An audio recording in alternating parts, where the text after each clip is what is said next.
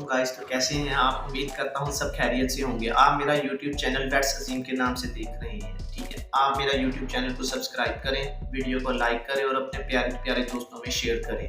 آج ہم بات کرنے جا رہے ہیں کتوں میں ریبس کی حوالے سے، کتوں میں باولا پن۔ کتوں میں باولا پن کہاں سے آتا ہے، کیسے آتا ہے؟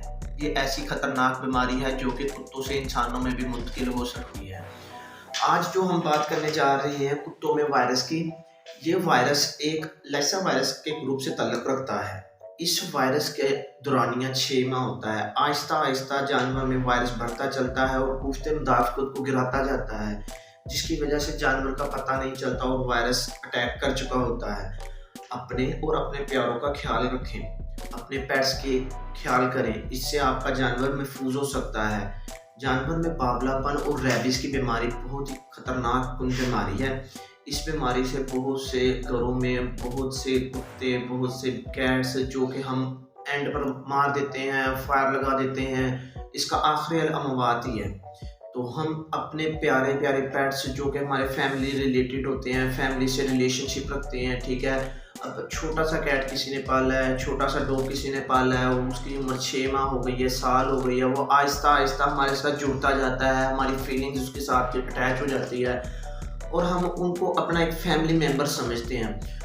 بالخصوص جو لوگوں نے اپنے گھروں میں رکھے ہوئے ہیں، یہ بہت زیادہ سینسٹیو ہوتے ہیں اس معاملے میں، تو ان کو پتہ نہیں ہوتا کہ ہم نے اپنا جانور کس طرح سنبھالنا ہے، کس طرح رکھنا ہے، ٹھیک ہے؟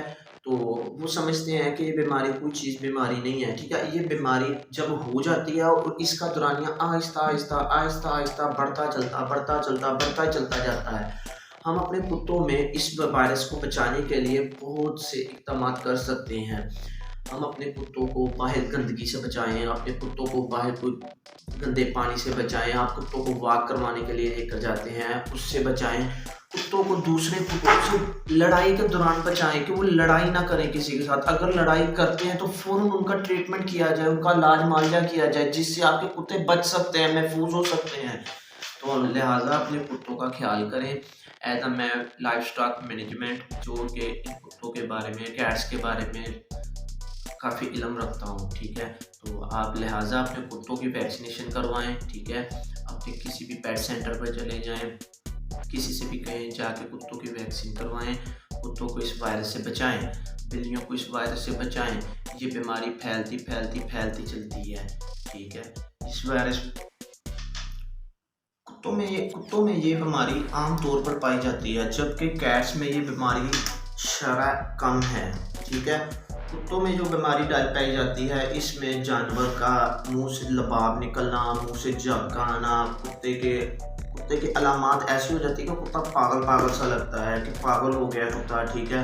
اور گھر دیکھنے والے سمجھتے ہیں کہ کتے کو پتہ نہیں کوئی ذہنی طور پر مسئلہ ہے، کوئی سٹریس ہے، کوئی پریشانی ہے، لہٰذا ایسی بات نہیں ہے۔ یہ بیماری بہت خطرناک ڈیزیز بنتی ہے بعد میں، اور اگر آپ کا کتا آپ کو کاٹ لے یا آپ کے کسی زخم پر، جسم کے کسی بھی حصے پر کوئی زخم ہوا ہے، کوئی انگلی پر لگی ہے، کوئی ناخن کا کاٹا ہوا ہے، کسی چھری لگی ہے آپ پہ، اگر کسی بھی جگہ پر کوئی بھی حصے پر آپ کا وہ کتے کا لباب لگ گیا تو وہ وائرس انسان میں بھی منتقل ہو سکتا ہے۔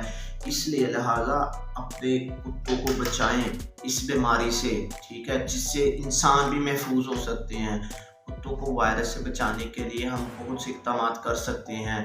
ہم ان کو گندا پانی نہ دیں، ان کو باہر کتوں کے ساتھ لڑنے نہ دیں، کوئی باہر کا کتا گھر میں آ کر نہ لڑ سکے، ٹھیک ہے؟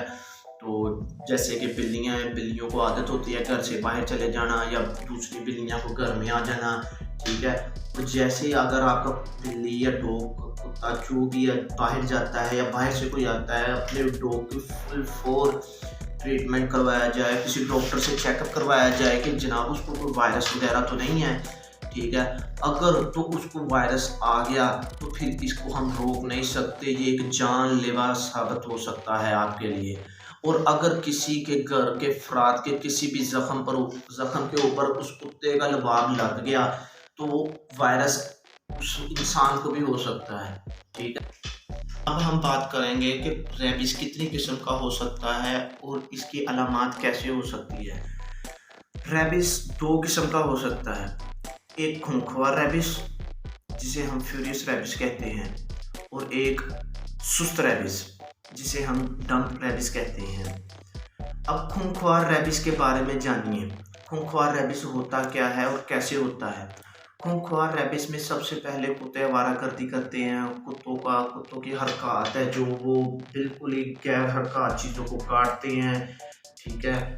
थोड़ा सा शीशोपन में कुत्ता आ जाता है, चुस्त चालाक नज़र आता है, ठीक है। एक्टिव रहता है जैसे उसकी नींद ख़त्म हो गई हो, आंखें उसकी खुली रहती है, ठीक है। और ये अलामात सिर्फ है खूंखार रेबिस की, कि खूंखार रेबिस में ये कुछ होता है, ठीक है। और इसकी अलामत बहुत तेज़ी से समझ आ सकती है और पता चल जाता है कि ये खूंखार रेबिस है और हर किसी को हो सकता है। और सुस्त रेबिस, अब हम सुस्त रेबिस के बारे में मतलब बात करेंगे कि सुस्त रेबिस क्या होता है। क्या ये भी खूंखार रेबिस की तरह ही होता है? ये इसकी अलामत, साइन, सिम्टम अलहदा है। देखा जाए कि सुस्त रेबिस, जैसे कि नाम से ही आपको समझ आ चुकी होगी कि सुस्त रेबिस बहुत ही आहिस्ता आहिस्ता धीमे धीमे होता है।